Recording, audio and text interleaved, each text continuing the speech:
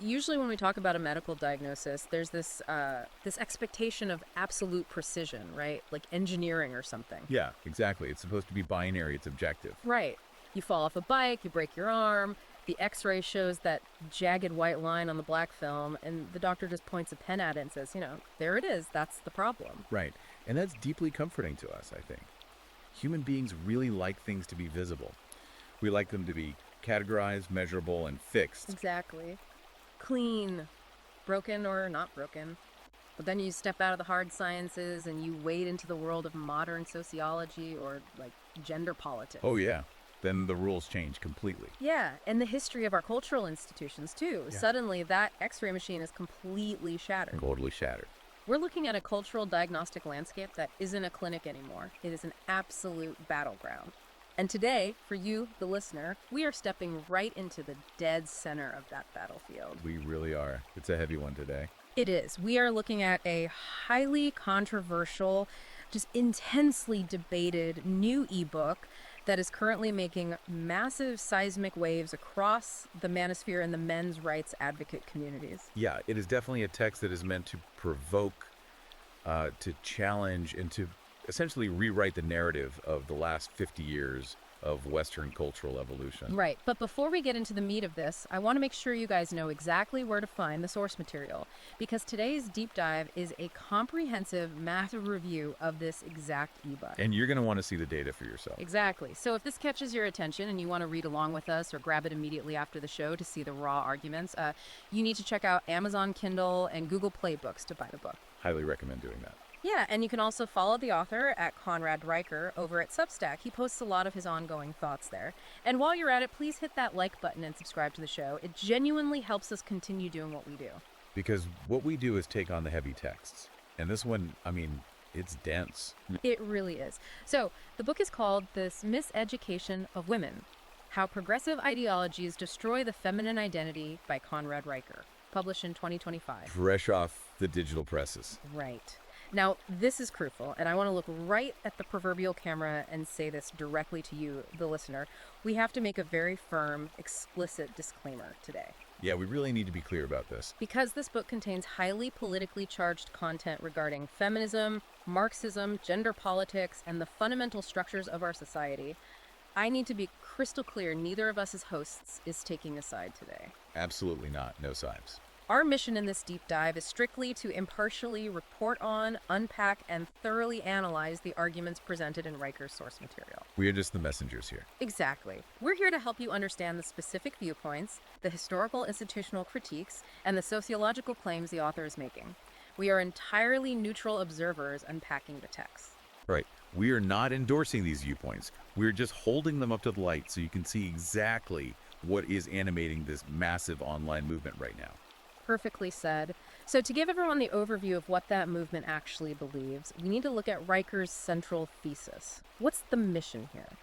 Well, the core mission of our deep dive today is to explore his argument that modern institutions, and we are talking about everything from prestigious universities and family courts to, the multi-billion-dollar fertility industry. Even the dating apps, right? Oh yeah, even the algorithms on your dating apps. Mm-hmm. He argues that all of these have been systematically captured. Okay, captured by who? Exactly. He claims they've been captured by progressive and Marxist ideologies. Mm-hmm. And to understand this, Riker spends a lot of time looking at the history of these institutions before this alleged capture took place. Right, like what they used to be. Exactly. He paints a picture of universities that were historically dedicated to objective truth-seeking and family courts that historically prioritized the preservation of the nuclear family. Okay, so what's the result of the capture, in his view? He says the result of this modern ideological capture is basically a three-pronged catastrophe. He calls it the deliberate erasure of biological reality, the literal and psychological sterilization of women, and the legal and cultural subjugation of men. Okay, let's unpack this, because to even begin to understand the sweeping apocalyptic claims this book makes about societal collapse, we really have to start where Riker starts. Which is the foundational level. Right, what he calls the foundational war against biological reality. And he argues this war doesn't start with laws, actually. It starts with the erasure of the word and the concept of mother. Yeah, and he doesn't view this as some subtle accidental cultural drift, Yeah. like it just naturally happened over time. Not at all. No, he frames it as a deliberate, tactical linguistic war. He argues that modern feminism and gender studies departments have literally weaponized language to alter reality. And the prime example he uses, which really sets the tone for the entire book, is the medical and academic terminology shift. Yeah, the hospital intake forms. Exactly. He points to forms across the country systematically replacing the word mother with terms like chest feeder or gestational parent. Which is a huge shift in how we categorize human life.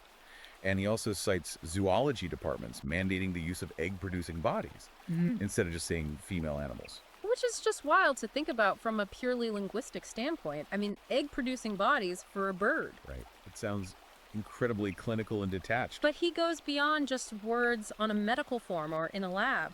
He talks about the physical, spatial erasure of motherhood in the real world, specifically on college campuses. The Berkeley story, yeah, that one is striking. It is. There's this incredible anecdote he shares about UC Berkeley. He says that last spring, bronze plaques honoring maternal virtue that had been on the campus since 1923 were just gone. Just removed entirely. Yeah, removed in the dead of night because campus activists allegedly petitioned that honoring motherhood was a form of heteronormative violence. And he contrasts that historical erasure with what institutions are choosing to fund and build today. Because it's not just about what they take away. Right. It's about what they put in its place. Right. They fill the void. Exactly. He cites Yale University spending $250,000 in student fees to replace a historic motherhood monument with what he describes as a twisted metal blob. It was titled Gender Fluid, wasn't it? Yes, gender fluid. He literally says it looks like a car crash victim frozen in aluminum. That was his exact phrasing. I remember that quote, yeah. And for Riker, this is the crux of the issue. If we connect this to the bigger picture, Riker is arguing that this isn't just about bureaucratic efficiency. It's not just updating forms. Right. It's not about being polite or inclusive to a small minority of people. He explicitly frames this as ideological warfare. And he ties it to Marxism, right? He does. He dives deep into the Marxist critiques of the family, referencing thinkers who argued that the nuclear family is fundamentally an oppressive capitalist structure. So the family itself is the enemy in that ideology. Exactly. Therefore, Riker claims, if your ideological goal is to dismantle the nuclear family, to pave the way for a more collectivist society, the very first step is to dismantle the language that defines the family. You have to delete the mother. But I have to push back on the actual mechanics of that. I mean, is the author genuinely arguing that by simply changing the words we use, we actually alter human behavior? That is his argument, yeah. It's like he's saying if you delete the word engine from a car manual, people will eventually forget how to drive or forget that cars even have engines. That's a good analogy. I mean, does changing mother to gestational parent actually stop a woman from feeling like a mother or stop a child from needing one? It just seems like a stretch to say that bureaucratic jargon can overwrite thousands of years of human instinct. Well, Riker anticipates that exact criticism. He answers it by leaning heavily into evolutionary psychology. Okay, how so? He specifically references the work of David Buss and others who study the biological basis of human mating and family structures. Riker's argument is that no, you can't actually change the underlying biology. So you can't rewrite the instinct. Right, you can't rewrite the instinct. Yeah.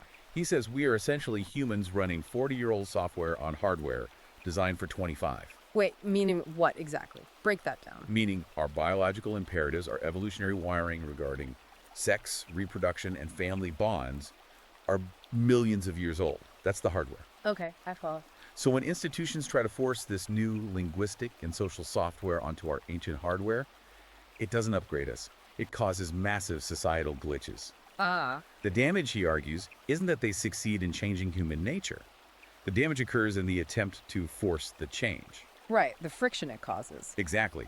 By controlling the terminology and the legal definitions of family, the state is attempting to insert itself in place of the parent as the ultimate authority. And when the hardware rejects the software, you get conflict. Real-world conflict. He brings extensive receipts of international pushback to show that everyday people are experiencing this glitch and fighting it. Yeah, he really scours the globe for these examples. He talks about this Swedish father, Lars Johansson. According to the book, Johansson actually took Swedish educational authorities to court when his daughter's school tried to force gender-neutral pronouns on her against the family's wishes. And he won, didn't he? He did. Johansson won 50,000 kroner in damages. Riker uses this to prove that ordinary men, when pushed to the brink, can punch back against the ideological state. He also points to Polish courts, noting a fascinating case with a plaintiff named Marek Nowak. Oh, right, the maternal alienation suit. Yes, Nowak filed a maternal alienation suit against the implementation of gender-neutral parenting laws in his district. He argued the state was enabling his ex-wife to deny their child's biological reality by erasing the legal distinction of her motherhood. That is a fascinating legal angle. It really is. And Nowak won, creating a legal precedent in Poland that recognizes mother-child bonds as biologically and legally irreplaceable. Riker uses these international examples to say, look, the biological reality is inevitably reasserting itself against the ideological state. But the stakes, as Riker describes them, are terrifyingly high for parents who resist in jurisdictions where the state has more power. Yeah. We have to talk about the Canadian father. Yeah, that story is incredibly bleak. It is. Riker details a story of a Canadian man who was arrested literally in his own driveway, put in handcuffs by police. His crime. He called his daughter she in a public forum after her school and medical providers had declared she was a they. And he refused a court order, right? Exactly. He refused to comply with a court order demanding he use the new pronouns. Riker says the police used a repurposed conversion therapy law to arrest a father for misgendering his own child. Wow. Yeah. For the author, this is the absolute apex of his argument. The state is attempting to completely replace the biological parents and enforce compliance through actual physical incarceration. It's a striking, chilling image for the reader. And it serves a very specific structural purpose in Riker's book. How so? Well, if the state and academia are successfully erasing the concept of motherhood, both linguistically and legally, you have to ask, what are they replacing it with? Because nature abhors a vacuum. Something has to fill that space. Right. And according to the book, they are replacing natural motherhood with a multi-billion-dollar industrial complex designed to profit off the biological clock. Which brings us right into what Riker calls the sterilization curriculum. And I'll be honest, this section of the book is intense. It's probably the most aggressive critique in the whole text. Building on that erasure of the mother, Riker believes that modern academia isn't just passively teaching bad ideas in gender studies classes. He claims they are actively, aggressively profiting from pushing young women away from natural fertility. Yeah, he describes walking into a major university health fair to illustrate this. Right. Historically, these things were about basic wellness, nutrition, mental health, maybe physical fitness. But he walks in and sees Planned Parenthood reps handing out hormonal birth control, in his words, like dealers handing out samples at a rave. He paints a picture of a university environment that is deeply, systematically hostile to human reproduction. He talks about the messaging being omnipresent. It's everywhere on campus, according to him. Exactly. He mentions seeing official student union graffiti above a gender studies podium at Northwestern University that read, "Stop breeding, save the planet." Wow. That is blunt. Very blunt. He talks about syllabi that explicitly frame pregnancy not as a miraculous biological function, but as a state of patriarchal oppression. And he cites workshops on decolonizing the womb. Decolonizing the womb. Yeah. The overarching message to young women, Riker argues, is that creating life is essentially an act of ecological terrorism or like a pathetic submission to male dominance. And he says this results in a massive societal shift where women transition from cradles to credentials. They're sold the idea that a corner office, a master's degree, and corporate validation are infinitely more fulfilling than building a family. But the clock is ticking the whole time. Right. And here is the tragic irony. Riker points out, biology does not care about your promotion. He says these institutions are funneling women directly into a booming $15 billion fertility industry by convincing them they can just hit pause on nature. Yeah, the book frames things like corporate egg freezing as the ultimate cynical feminist trap. Right. Riker notes that mega corporations like Goldman Sachs now offer egg freezing as a premier benefit to their female employees. That's packaged as empowerment, right? Oh, totally. It says, don't let biology slow down your career trajectory. We've got you covered. But Riker looks at the mechanics of this and argues this is actually corporate-funded sterilization. It's a way to promise women promotions if they're willing to sacrifice their biological prime, their 20s and early 30s, to the company. Knowing full well the technology they are relying on is highly fallible. Right, and the statistical data he drops to support this is just brutal. He dives into the actual success rates of in vitro fertilization and egg freezing, which the glossy brochures often just gloss over. The numbers are sobering. He cites that the success rate for a live birth from frozen eggs by age 40 is a dismal 6%. 6%? That's almost nothing. If you try to get pregnant naturally at 42, you have a 3 to 5% chance. So these women are being sold a profound lie. They are told they can have it all at 45, and when the time comes, they end up with empty wombs, devastating heartbreak, and a massive six-figure bill from the fertility clinic. Exactly. Riker describes this as the nanny state sterilization loop. He connects the academic messaging to both corporate exploitation and the welfare state. How does welfare fit into the corporate side? He argues that progressive policies push women away from relying on husbands and fathers, substituting state welfare or corporate reliance instead. This creates fragmented, fatherless homes, which in turn demand more state welfare. It's a feedback loop. Okay, I see. But what's truly insidious, according to Riker, is the hypocrisy at the top. He specifically calls out elite progressives highlighting Hollywood celebrities and tech billionaires who preach constantly about overpopulation and carbon footprints. Right, while they themselves are utilizing surrogates to have 3 or 4 children. Exactly. They're essentially outsourcing the physical, biological burden of pregnancy. Precisely. They are commodifying the bodies of poorer women to carry their genetic material, avoiding the stretch marks and the physical risks. Riker says they're effectively acting as feudal lords of reproduction while simultaneously preaching anti-natalism to the working classes. And the risks are real. Riker notes that surrogates face a 300% higher risk of preeclampsia, which is a life-threatening blood pressure condition. But the industry entirely glosses over this to serve the wealthy elites who want designer babies without the physical toll. Here's where it gets really honestly kind of dystopian. Yeah, it gets dark here. The book goes deep into the dark side of this genetic market. Riker calls it genetic gentrification. He describes an absolute academic apartheid in the sperm and egg trade. The pricing differences are insane. He says women are paying up to $1,200 for a single vial of Ivy League, Harvard pedigree sperm, trying to guarantee a high IQ, high-earning child.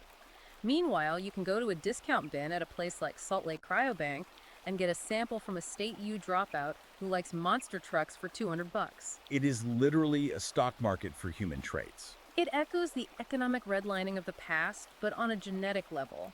How does he tie this bizarre human commodity trading back to his central thesis about the capture of medical institutions? He ties it back by explaining the economic incentives. He argues that the medical and academic institutions created this market by intentionally delaying natural family formation. By pushing the cradles to credentials thing? Exactly. Yeah. If a woman marries at 24, natural reproduction is usually free and highly effective. But by convincing women to wait until their natural fertility is largely depleted by age 38, the institutions created a desperate, wealthy consumer base. Wow. So they manufactured the demand. That's his claim. Yeah. Once reproduction is removed from the natural biological context of a marriage and turned into a commercial transaction, it instantly becomes subject to raw capitalism and class divides. The institutions act as the brokers in this trade. And they're making a killing. Right. They take a massive cut of the billions flowing through fertility clinics, all while maintaining the ideological facade of providing reproductive justice. It's just staggering to view it through that purely transactional lens, and he brings up this specific, devastating anecdote to illustrate the human cost of this system.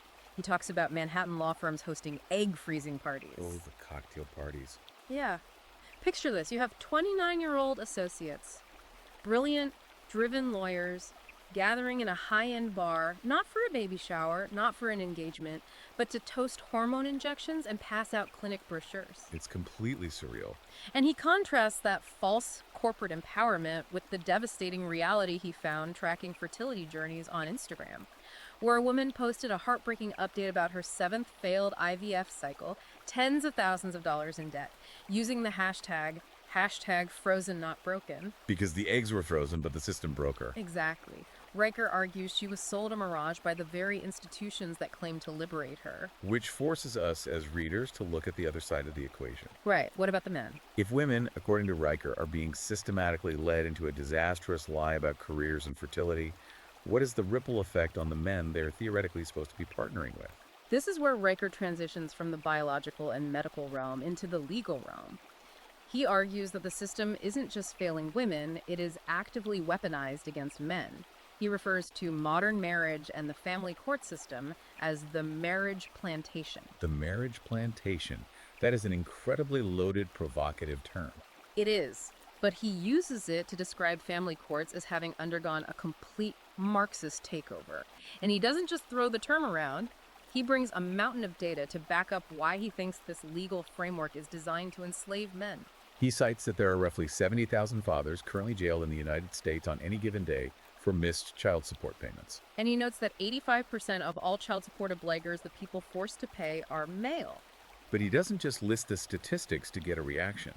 He painstakingly explains the bureaucratic mechanism behind them.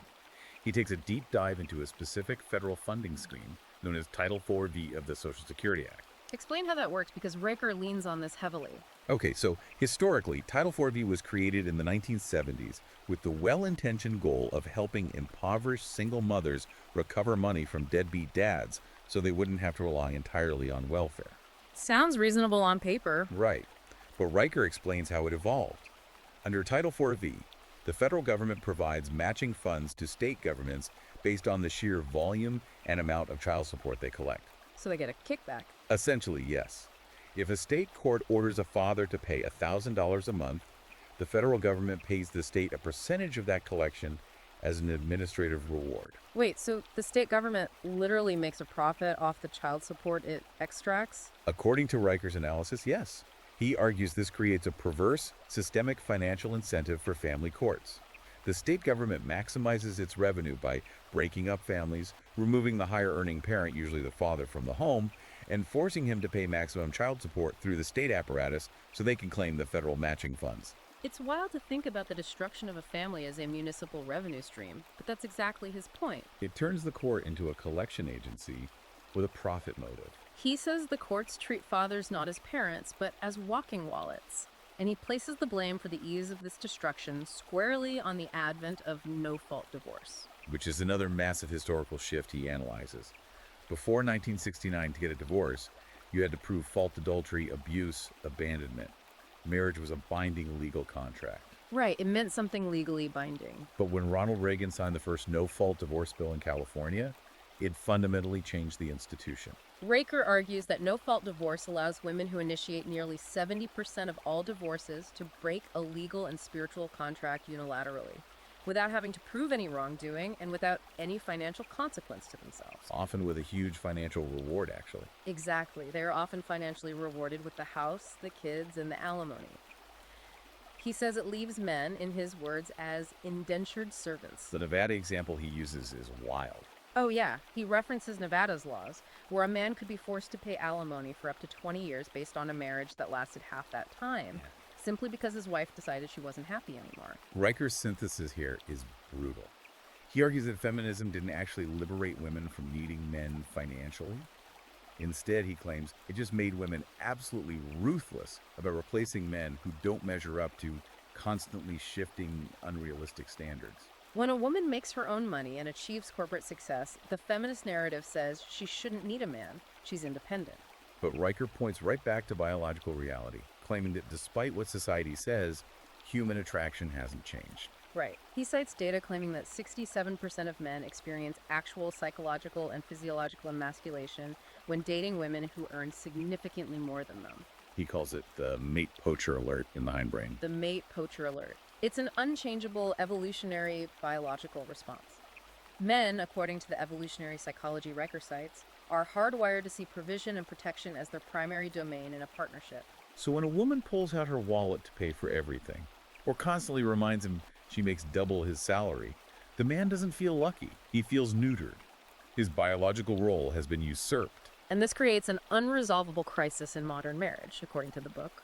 Modern women worked tirelessly to become the high-earning breadwinners they originally wanted to marry, only to discover that they and the men they marry secretly despise the dynamic of a female breadwinner. The women lose respect for the men, and the men lose their sense of purpose. I want to throw out a thought experiment based on a viral tweet Riker brings up in the text, which perfectly illustrates this animosity. Oh, the tattoo tweet. Yes. He mentions a woman going viral for tweeting that she would rather get a tattoo on her forehead that says equitable means she gets the house and the dog than stay in a marriage where she has to compromise. It's so combative. Riker is essentially arguing that modern marriage operates like a rigged casino where the house always wins, and the house, in his very blunt phrasing, always wears a vagina. Very blunt. But I have to ask, if the system is this thoroughly rigged, if the financial incentives of the state and the evolutionary biology of the sexes are constantly working against the man, how does the book suggest men navigate a legal framework it claims is entirely designed to bankrupt them? Riker's immediate, pragmatic answer is extreme caution, legal armor, and sometimes desperate measures just to expose the bias.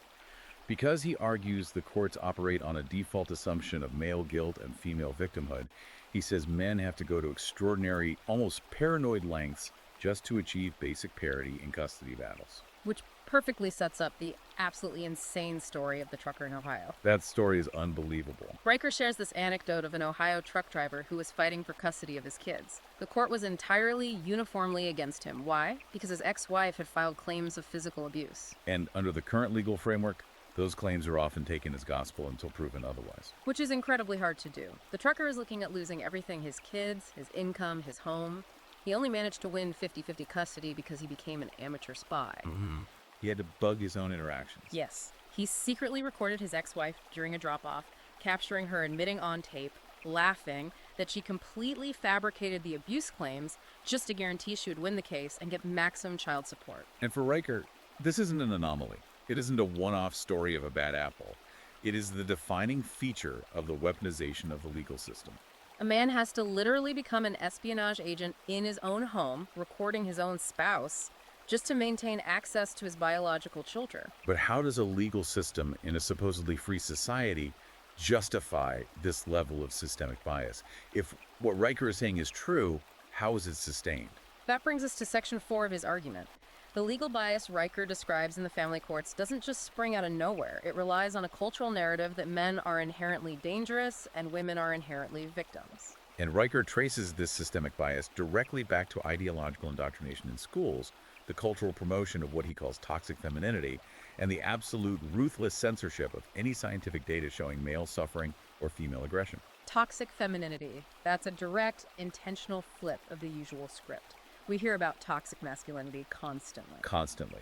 But Riker claims that 68% of Generation Z women have bought into the patriarchy, lie the fundamental idea that all men, by virtue of their biology, are inherently oppressors, and all women are oppressed. And he points to the staggering double standards this creates in real time institutional enforcement. He highlights a story about a UK university lecturer. Oh, the Twitter incident. Right. This woman went on Twitter and explicitly tweeted the hashtag #killmen during a cultural debate. What did her university do? Absolutely nothing. They shrugged it off. They called it venting or punching up. But Riker notes when a male professor at a different institution simply cited actual peer-reviewed CDC data about domestic violence rates in a lecture, he was fired immediately for creating an unsafe environment. Just for reading the stats. What's fascinating here is how Riker maps the path from academic theory to real-world policy and censorship. He introduces this concept of the gynocentric censorship industrial complex. That is quite the mouthful. It is, but it describes a very specific, insidious phenomenon Riker claims is happening behind the closed doors of peer-reviewed science. We tend to think of science as objective. Right, data is data. But Riker argues that the peer review boards in sociology and psychology are completely captured by feminist ideologues. He talks at length about the suppression of a massive 2020 Cambridge University study on domestic violence. This blew my mind. But a crucial piece of his puzzle. This Cambridge study allegedly showed, based on extensive surveys and police reports, that 42% of domestic violence is mutual aggression, meaning both partners are actively hitting each other. Wow. But even more shockingly to the mainstream narrative, the data show that in cases where only one partner is violent, Non-reciprocal violence, women initiate 70% of it. Let me just repeat that so it sinks in for you guys listening. Meaning, when only one person in the relationship is being physically violent, 70% of the time, according to the specific data Riker cites, it is the woman starting it. Throwing the plate, slapping the face, kicking. Exactly. But he says this data was actively buried. It was suppressed by academic institutions, denied publication in top-tier journals, and ignored by the media. Why? Because it violently violates the core, unquestionable tenet of feminist theory that men are always the abusers and women are always the victims. And speaking of how that data is generated, Uh, we have to bring up the conflict tactics scale mentioned in the text. oh, yes. This is where Riker really digs into the methodology of the social sciences. He critiques how domestic violence is historically measured by feminist academics like Murray Strauss, though Strauss himself later admitted the flaws. Right, Riker says they use this survey scale that simply asks, did your partner use physical force? But it counts a slap to the face the exact same as a strangulation or a severe beating. I love his analogy here. He compares it to measuring a mosquito bite and a shark attack with the exact same ruler. It completely flattens the data. Precisely. He uses this to illustrate how domestic violence statistics are fundamentally manipulated at the source to exaggerate male violence, which is often more physically damaging, while completely minimizing the high frequency of female aggression. The mosquito bite and the shark attack both count as one incident of violence, which skews the entire legal and cultural perception of who is actually initiating conflict in homes. And that manipulation has direct career-ending consequences for men in academia who dare to point it out. Truth, Riker argues, torpedoes careers when it challenges victimhood hierarchies. He details the story of a Harvard researcher who conducted a massive study on Title IX cases. This researcher published data proving that on college campuses, proven false accusations of sexual assault actually outnumber statistically verifiable actual campus rapes. And what was his reward for publishing this objective data? He was denied tenure, his career in the Ivy League was over. Riker also points to the Mike Adams case, a criminology professor who was forced to resign, harassed relentlessly, and denied due process simply for criticizing Title IX's abuses and publicly defending the constitutional right to due process for accused male students. It's what Riker brilliantly terms Kafka box education. Boys and men are placed in a psychological box where they are punished not for what they do, but for their innate traits and for speaking objective truths. He gives an infuriating example of a Minnesota high school that actually forced white male students to stand up in front of their class and read a scripted apology to their female and minority peers for historical oppression. He calls it taxpayer-funded, state-mandated humiliation. And it goes right down to the subconscious level of how boys are evaluated academically. He cites a massive OECD study, an international organization, not some fringe blog showing that across multiple countries, boys receive significantly lower grades than girls from female teachers for submitting identical essays. Wait, for the exact same essay? Identical. Why? Because the teachers penalize what they called masculine syntax. They mark down direct statements, aggressive argumentation, and active voice. Meanwhile, they praise the girls' passive writing constructions and hedging language for having a collaborative tone. If we look at the underlying logic of this, Riker is arguing that the education system isn't failing boys by accident. It is intentionally processing them into doubt-filled worker drones. By pathologizing natural male vitality, literally doping energetic, rambunctious young boys with Ritalin to make them docile enough to sit in a chair for 8 hours, and by framing traditional objective logic and debate as a tool of Western patriarchal oppression. The institutions are systematically destroying male confidence and capability from the ground up, which paints a bleak, almost inescapable picture of total institutional capture. It really does. It sounds hopeless. If the language is gone, the medical industry is commodifying reproduction, the courts are bankrupting fathers, and the schools are drugging boys and punishing truth, it feels like game over. But as we move into the final major section of the book, Riker argues that despite this overwhelming multi-generational progressive programming, there is a massive, unstoppable biological counter-revolution taking place underground right now. He calls it the ovary override. Yes, the ovary override.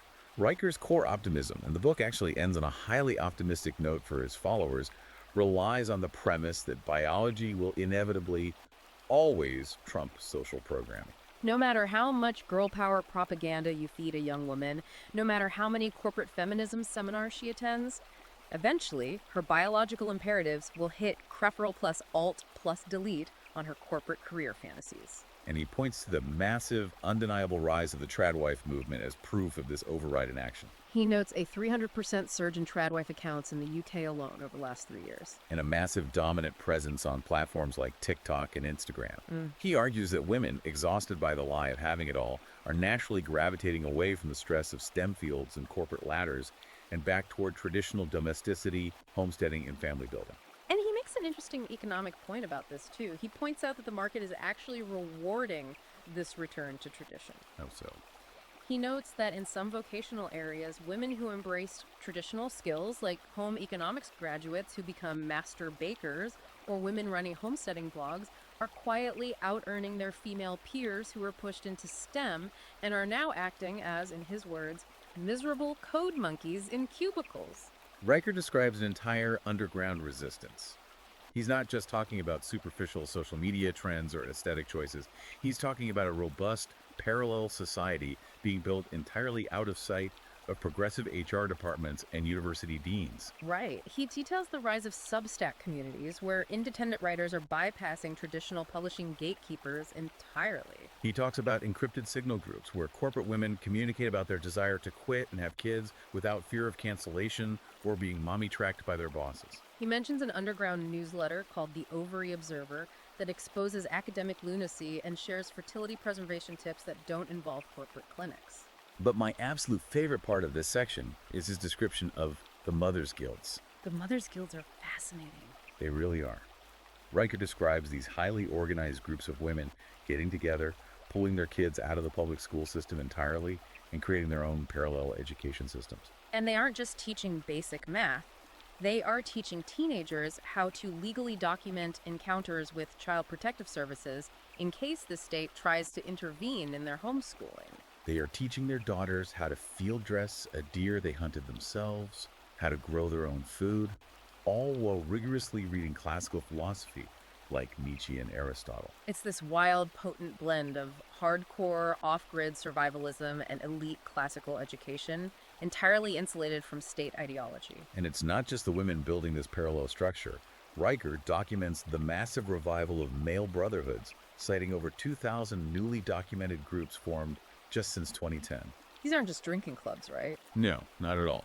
He points to the Detroit Brotherhood as a prime example, a group of men reclaiming abandoned neighborhoods block by block, teaching fatherless boys vital trades like plumbing and electrical work. They are physically rebuilding the social fabric and safety that he claims the state intentionally destroyed. So what does this all mean? We've been tracing Riker's incredibly intense, controversial roadmap for the last hour. Synthesizing the book's conclusion, Riker isn't just complaining about the state of the world, he is mapping out a literal exit strategy. He points to individuals who have successfully exited the system and thrived. The ultimate symbol of this biological rebellion in the book is a woman named Amanda Bilkins. Oh, the lawyer? Yes, she was a high-powered, incredibly successful partner at the elite law firm Davis Polk in New York. According to Riker, she realized in her late 30s that her fertility was failing under the immense stress of the 80-hour work weeks. She saw the cliff approaching. Exactly. So what does she do? She doesn't freeze her eggs. She doesn't lean in. She quits. She completely cashes out, converts her massive 401k into buying rural acreage and high-end chicken coops. And now, according to the book, she is pulling in $300,000 a year, selling premium, pasture-raised, organic eggs back to her burnt-out, childless former law partners in the city. Amanda's story perfectly encapsulates Riker's final argument for a return to what he calls a rational patriarchy. He asserts that patriarchy, defined as a system where men are primarily responsible for provision and protection and women are honored for motherhood, isn't oppression. It's the biological operating system for a thriving, sustainable civilization. To prove this on a macro level, he points away from America to nations that explicitly emphasize traditional fatherhood and family structures. He spends a lot of time on Hungary. Yes. He praises Hungary's national policy of offering massive permanent income tax breaks to women who have 4 or more children, essentially paying them to be mothers. And what are the results he cites? He notes that since implementing these policies, Hungary has seen higher fertility rates, more marriages, fewer divorces, and has been consistently recognized for rising national happiness indices. He contrasts this sharply with Swedish research. He cites a massive longitudinal study from Sweden showing that women who fully embrace feminist liberation and prioritize career over family actually report a 23% lower life satisfaction by age 50 than their traditional married counterparts. Feminism, Riker claims in his closing chapters, promised empowerment but ultimately delivered a generation of medicated depression. It all comes back to recognizing innate nature. He uses this hilarious but deeply telling example of a Silicon Valley middle school that was obsessively focused on tech fairness. Oh, the coding club. Yeah, they tried to force a mandatory coding club for girls to close the tech gap. According to Riker, the club met exactly twice before the girls, entirely on their own, naturally morphed it into a baking and socializing group. The progressive principle, defeated by human nature, just shrugged and said, well, at least they come to school now. Riker uses this to argue that pushing girls into STEM against their natural inclinations, just to satisfy an ideological quota, is like telling cheetahs to outswim sharks.